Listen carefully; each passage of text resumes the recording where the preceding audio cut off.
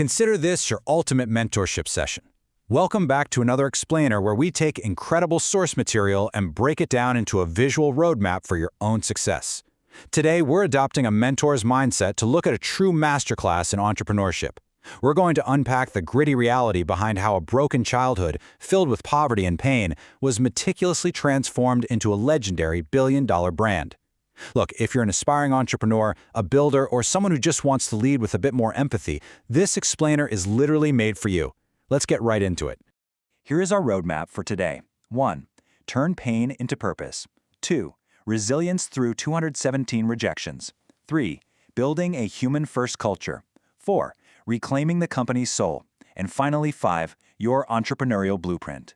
Starting with Section 1, Turn Pain into Purpose, and how a childhood tragedy sparked a billion-dollar vision. Picture this. We're in the 1953 Brooklyn housing projects. A young Howard Schultz watches his dad, a delivery driver, slip on the ice, shatter his hip, and immediately lose his job. Zero health care, zero compensation, and absolutely zero respect. Just let go. Schultz later called this the shadow of poverty. It's that lasting, heavy emotional imprint left by extreme financial hardship and just feeling invisible to society. But here is the major takeaway for you as a future leader. Schultz didn't let that shadow destroy him. He weaponized it. He promised himself that if he ever built a company, it would honor people, not crush them. He literally took his deepest childhood trauma and forged it into a profound corporate purpose.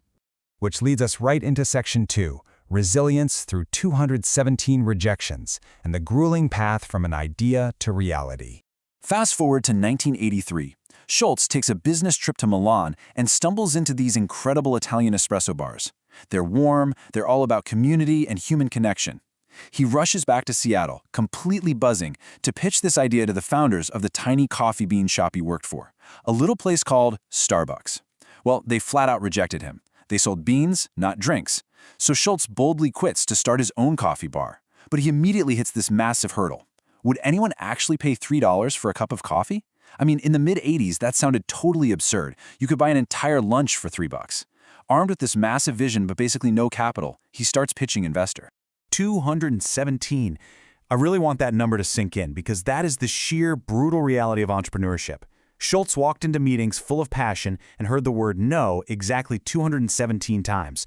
Investors told him Americans wouldn't pay that much for coffee, that he wasn't Italian, that he was just dreaming way too big. He was literally laughed out of rooms. But he absorbed every single rejection, tweaked his pitch, and kept going until he finally raised the $400,000 he needed to open his very first, incredibly successful cafe. And you know what? That relentless resilience paid off in the most poetic way. While his own cafe was booming, the original Starbucks founders actually decided to sell their company. So at age 34, Schultz scrambles, begs, and pitches all over again to raise the funds, and he ultimately buys the very company that had rejected his dream for $3.8 million. He locked down its 6 tiny stores and a roasting plant. The student had effectively become the master. Let's move to Section 3, Building a Human-First Culture, and how to weaponize empathy to build a modern brand. Now that the company is in his hands, Schultz didn't just want to sell coffee. He set out to build a third place between work and home. Contrast these two mentalities for a second. Under the traditional corporate view, people are just workers, staff, or worse, entirely expendable. But Schultz, he called his employees partners. He rolled out unheard of health benefits and stock options, even to part-time baristas. If you want to build a human-first culture in your own venture, start right here.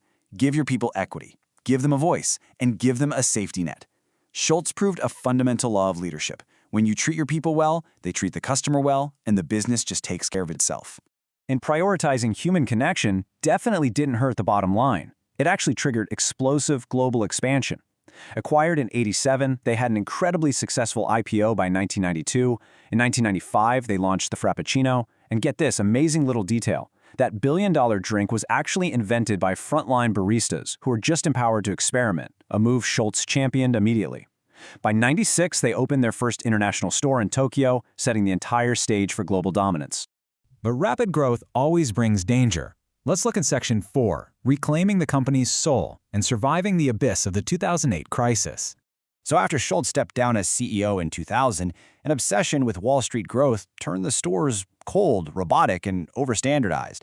By the 2008 financial crisis, customers just stopped paying for premium coffee, and the stock plummeted an absolutely terrifying 80%. The magic was gone. Returning to save his dying dream, Schultz enacted this radical turnaround playbook. He closed 900 underperforming stores, totally halted new growth, and cut his own salary to exactly $1. But here's the craziest part. He closed all 7,000 U.S. stores for a full day, bleeding millions in revenue just to retrain the staff on making perfect espresso and to bring back the brand's pride. As a leader, sometimes you literally have to break your own machinery to fix the output. He reminded his team, we are not in the coffee business serving people, we are in the people business serving coffee. Honestly, this table just absolutely stuns me. This is the mathematical proof of what happens when you combine unstoppable resilience with a fiercely human-first culture over 3 decades. From 6 stores to over 25,000. $5 million in revenue to $22 billion. A company value soaring to $80 billion. You don't achieve that by squeezing employees to their breaking point, you achieve it by elevating them, making sure they never, ever feel invisible. So, let's bring it all home. Section 5, your entrepreneurial blueprint. Taking these lessons into your own venture. I'm talking directly to you right now, the aspiring builder, the future leader. Whether you're building a tech startup, a local bakery, or just managing a small team, embed these 5 core truths into your foundation. Number 1, your past does not define your future. I mean, a kid from the projects built a global empire. Number 2, rejection is just the starting line. Always remember those 217 no's. Number 3, lead with your heart, not just your head. Profits matter, sure, but people are everything. Number 4, every decision leaves a mark, making your business your legacy. And lastly, success is entirely empty if the people building it with you feel invisible. Seriously, take a mental screenshot of this. As we wrap up this explainer, I'll leave you with this incredibly powerful thought from Schultz himself. Dream more than others think practical. Expect more than others think possible. And don't be afraid to be the only one who believes. So I'm going to challenge you right now. What is that one dream you've been waiting for permission to build? And are you finally going to take action on it today?